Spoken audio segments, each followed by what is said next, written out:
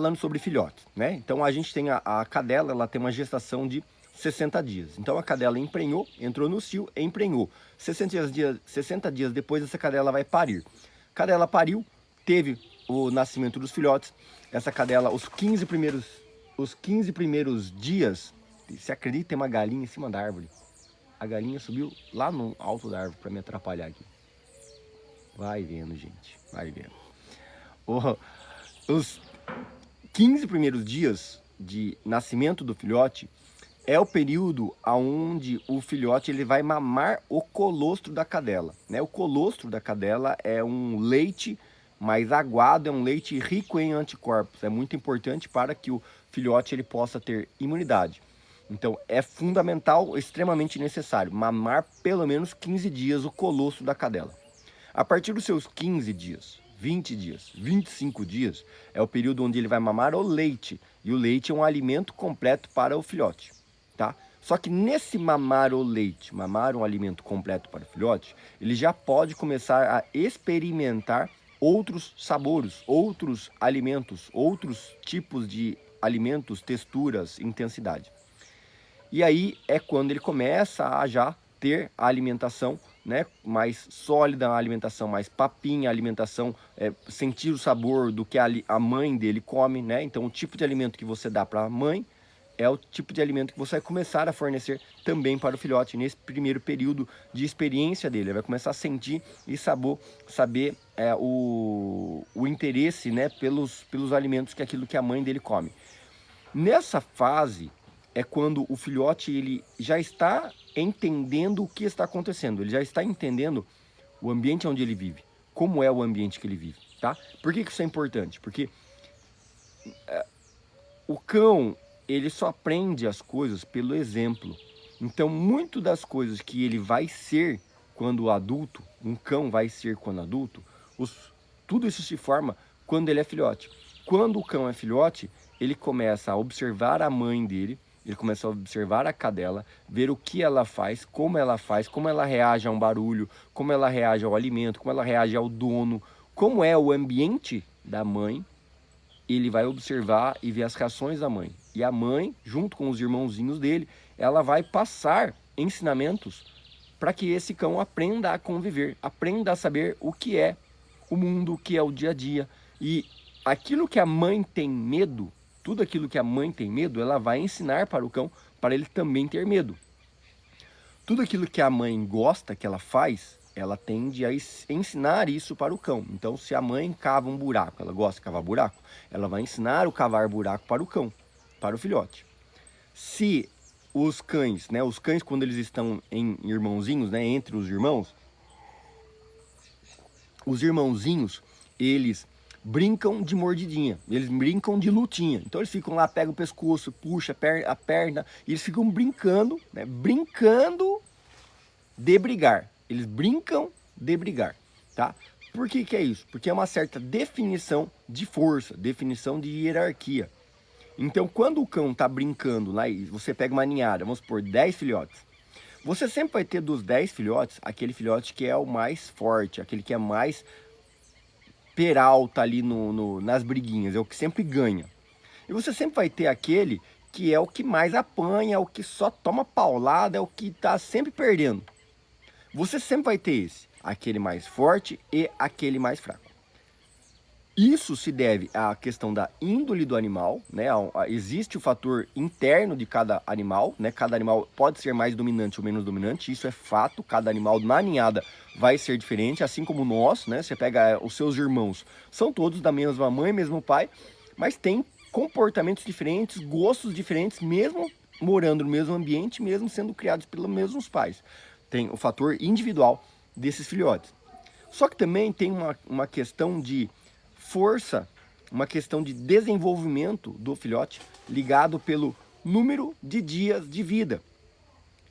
O que é interessante? Que a gente não se atenta a essa informação. Mas quando a cadela é emprenha, a cadela ela é plurípara, ou seja, ela tem vários óvulos férteis, vários óvulos viáveis para fecundar com os espermatozoides, tá? E aí o que acontece? Quando esse... Obrigado, viu, Thaís? Obrigado mesmo pelo seu apoio aqui, tá? Gratidão, gratidão mesmo pelo seu apoio aqui ao meu trabalho, tá? Feliz demais com a sua participação e presença aqui. Então, como a cadela ela tem vários óvulos viáveis, ela pode pegar cria de vários machos ou pegar cria em dias diferentes. Então, uma cadela ela vai ovular, por exemplo, 3, 4 dias, e aí o que acontece? Ela pega a cria de um macho, no outro, à tarde ela pega a cria de outro macho, no outro dia de manhã pega a cria de outro macho, no outro dia pega a cria de outro macho. Então ela pode ter várias crias, pegar ou com vários óvulos, ela fecunda esses óvulos em datas diferentes, em dias diferentes, e pode até mesmo ser que sejam de pais diferentes. Por que essa consideração é importante? Porque quando o filhote ele está sendo fecundado, e a gente vai ter o nascimento do filhote, o nascimento dos filhotes, ele se dá todos praticamente no mesmo dia. Só que não é porque o filhote nasceu no mesmo dia que ele foi fecundado no mesmo dia, que ele foi feito no mesmo dia. Por quê? Porque a cadela, na barriga da cadela, vão ter filhotes que foram fecundados logo no primeira ovulação, vão ter filhotes que foram fecundados já na segunda série de ovulações, ou na terceira série de ovulações. Ela passa alguns dias ovulando. E aí a gente tem um filhote que nasceu, só que talvez junto com o outro filhote, só que ele mesmo nascendo no mesmo dia, ele tem, no período de formação, ele é mais velho. Existem alguns filhotes que nasceram, só que eles nasceram mais desenvolvidos. Por quê? Porque ele tem mais dias dentro da barriga da cadela, dentro do processo de gestação. Então existem, né, assim como um bebê, você pega um bebê humano, você tem a gestação da mulher, a gente fala grosso modo, a gente fala 9 meses. Mas a gestação da mulher, ela vai ser, para nascer, para ter o nascimento, ela vai nascer de 36 semanas a 40 semanas, né? É o período limite. Então você tem crianças que nascem com 36, tem semanas que nascem um pouco mais prematura com 33, 34, 35, e tem as crianças que ficam até as 40 semanas, 38, 39, 40 semanas. Então, o período de gestação, né, para o nascimento dessa criança, vai dizer se a criança ficou mais tempo ou menos tempo no útero, mais tempo de formação para amadurecer mais ou menos tempo. Assim é o filhote na barriga da cadela.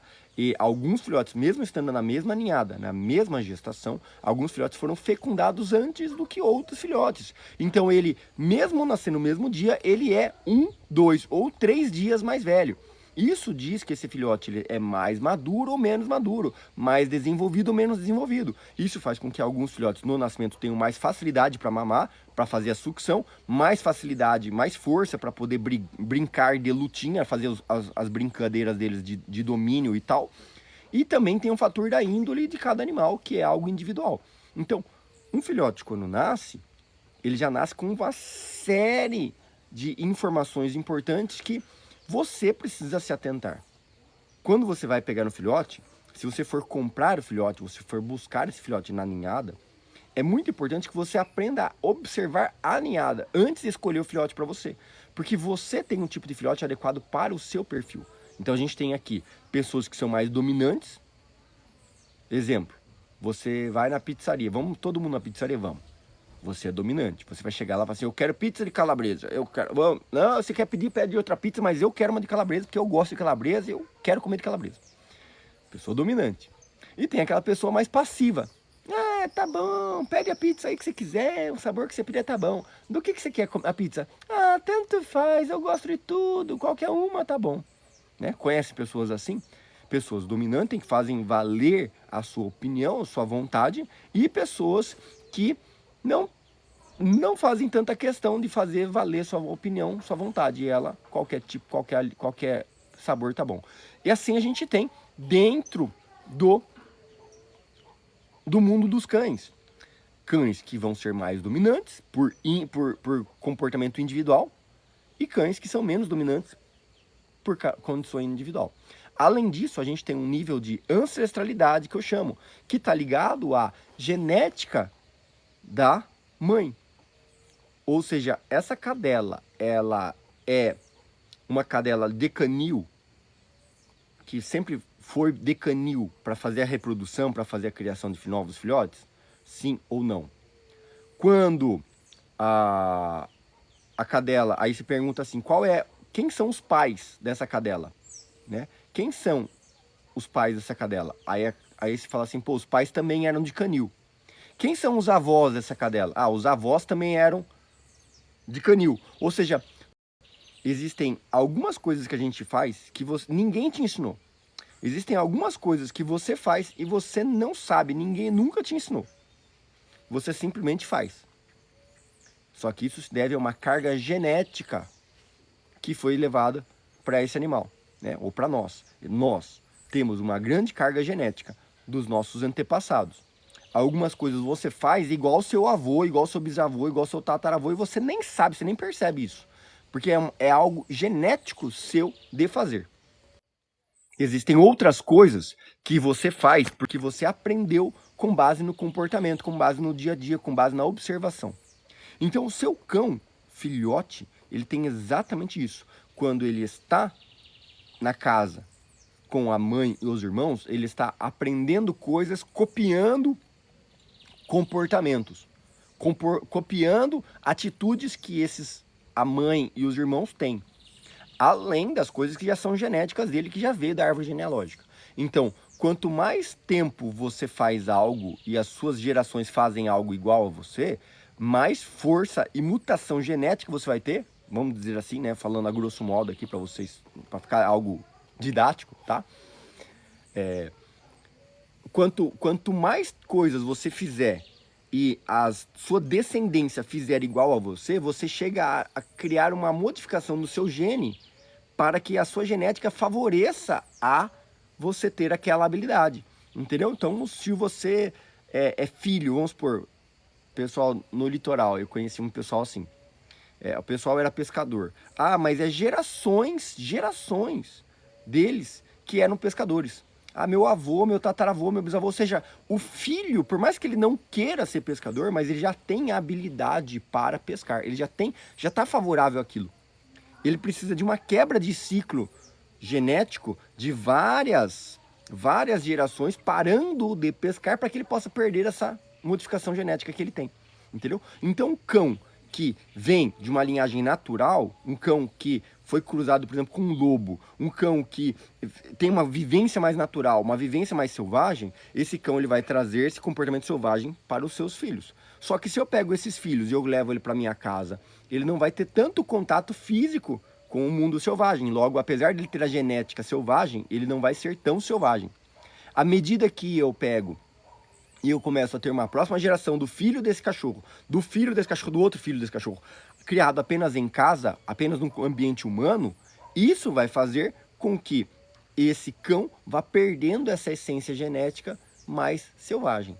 Então, é muito importante que a gente busque ter um cão que tenha convívio com a mãe e com os irmãos, desde que essa mãe e esses irmãos tenham algo de bom para acrescentar para esse filho. Mas por pior que seja, porque o que acontece? Tudo que a mãe e os irmãos fizerem de comportamento, eles vão ensinar para esse filhote. Então, se a mãe tem muitos vícios ruins, esse filhote vai aprender muitos vícios ruins, vai aprender muitas coisas ruins e vai dar trabalho para você na sua casa.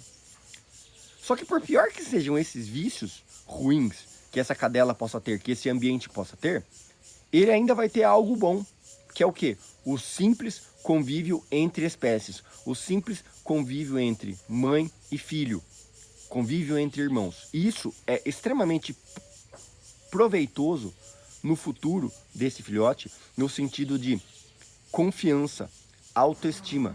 O cão também tem autoestima. O cão também tem autoconfiança. O cão também tem essa questão de saber que ele é cão, compreender que ele é cão, saber que ele tem mãe, saber que ele tem irmãos, saber que ele teve a possibilidade de disputar um ambiente, disputar um território com irmãos, de testar as habilidades dele com os outros irmãos, na briguinha, na lutinha. E isso dá bagagem para que esse cão seja mais confiante em ele falar, pô, velho, eu sempre ganhava as lutinhas dos meus irmãos lá, logo eu não sou qualquer mané.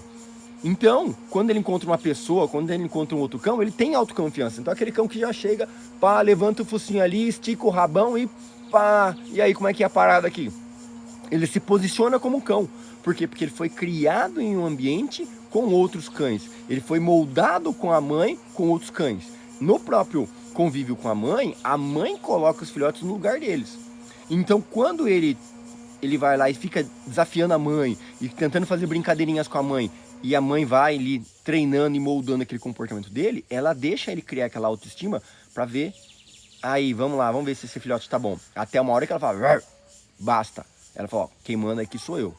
Aí o filhote entende que, pô, beleza, eu sou mais fraco que a minha mãe.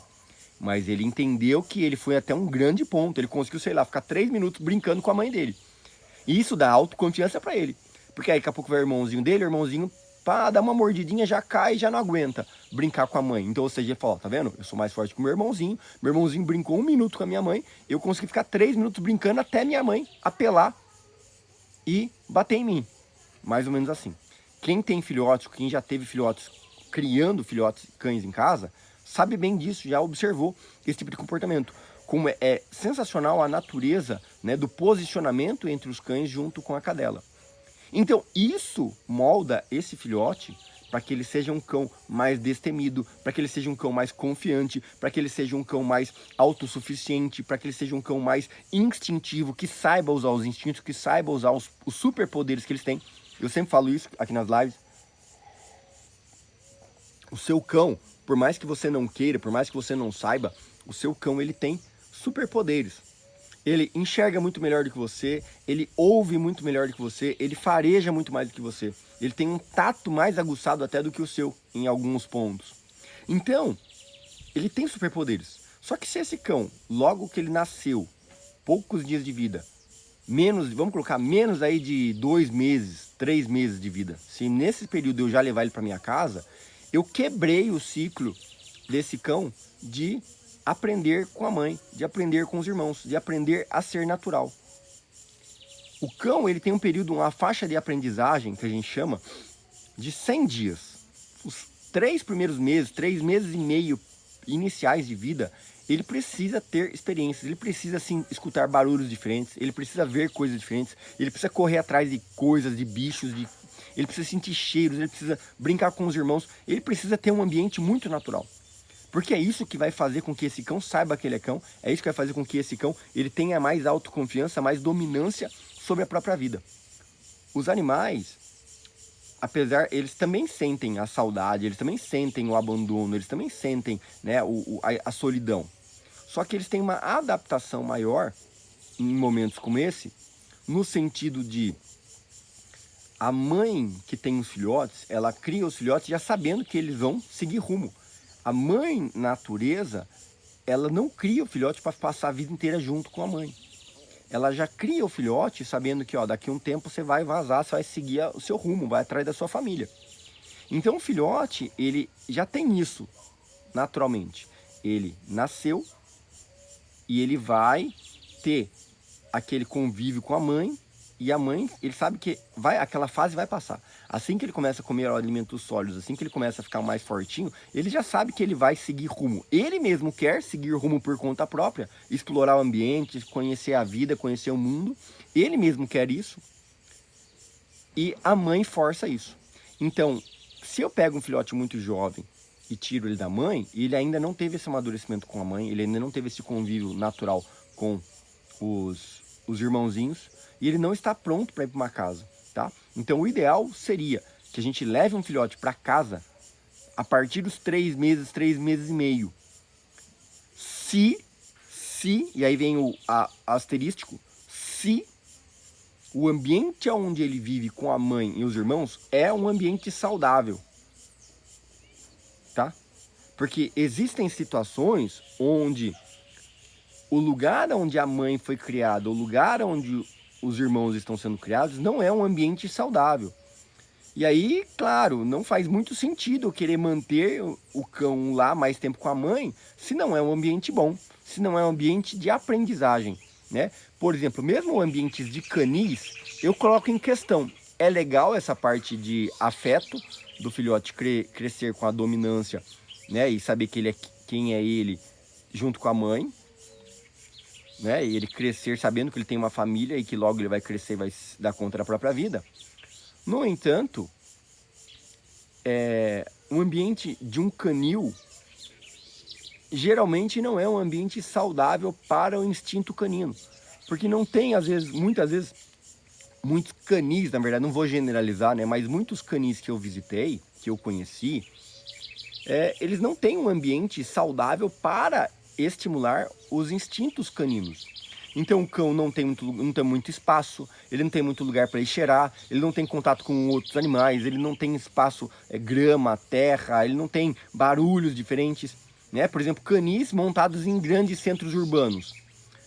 É difícil, né? Porque você tem um animal que está criado ali, tipo, de pequeno, é barulho de prédio, é barulho de carro, trânsito, buzina, ou seja, tudo bem, se é esse ambiente que eu vou levar meu cão para viver o resto da vida, né? Mas eu simplesmente estou moldando a genética do meu cão para que seja mais um cão de cidade, mais um cão que não sabe por que latir ou que não late, né? Os cães, as raças que foram criadas para latir menos, para ser mais favorável a ambientes pequenos, ela foi dessa forma, ela foi moldada em ambientes sempre reclusos, sempre humanos. Então é uma raça, muitos cães dessa raça são cães que não sabem que são cães, né? Porque a raça está sendo moldada para ser criada como um humano, né? Então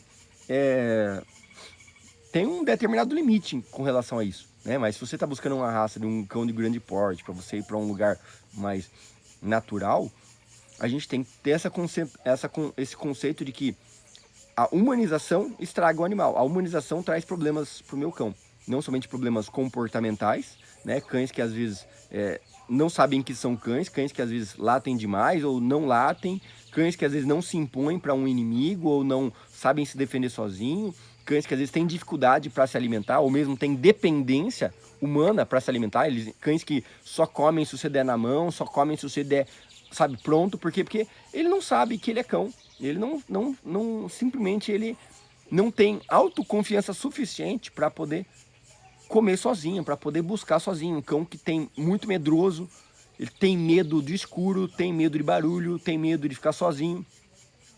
Tudo isso são problemas que a gente enfrenta, né? Mesmo animais que têm quadros constantes de baixa imunológica, são problemas de saúde que a gente acompanha com esses animais, simplesmente porque os animais, eles não tiveram uma... como é que eu vou explicar? Eles não tiveram um convívio animal. E isso faz com que esse cão, muitas vezes, ele tenha comportamentos inseguros. E isso predispõe esse cão a ficar mais doente. Isso predispõe esse cão a ter mais quadros de doença, principalmente por doenças oportunistas, doenças virais, doenças bacterianas, porque ele simplesmente, muitas vezes, não sabe que é cão, não sabe interagir com outros cães, tem medo de qualquer coisa, porque ele tem insegurança, porque foi tirado muito jovem da mãe, porque não teve uma criação saudável. Então, o ideal seria que a gente tirasse um filhote da mãe com pelo menos 3 meses, 3 meses e pouco.